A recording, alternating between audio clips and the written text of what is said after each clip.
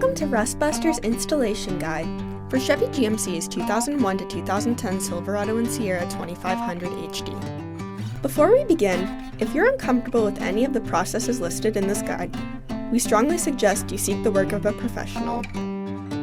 Ensure you have all the tools and utilities listed and that you're following all the manufacturer's safety precautions during use. Step 1. Disconnect your vehicle's battery and inspect for potential fire hazards such as leaking fuel lines and engine components. Prepare or remove these before starting. Finally, clear the work area of any safety hazards. Step 2. Lift up your vehicle. Remove your brake line as well as any other lines or power harnesses in the work area. With the socket and wrench, remove the 4 bolts retaining the plastic clips that secure the lines across your frame rail. Then, with the 15mm socket and 14mm wrench, remove the nut and bolt retaining your bump stop.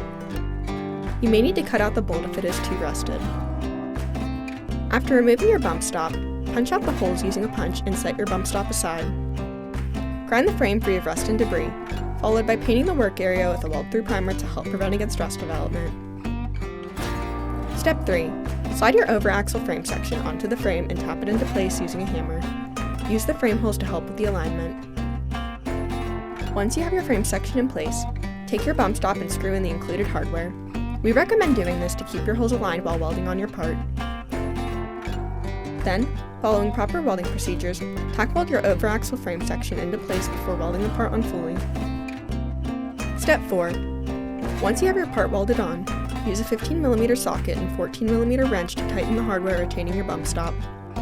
Finally, paint the part with primer or other rust inhibitor to help prevent or reduce the risk of rust formation.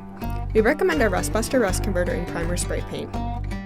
Reinstall the plastic clips along your frame rail, as well as any other lines you may have removed. Then you're done!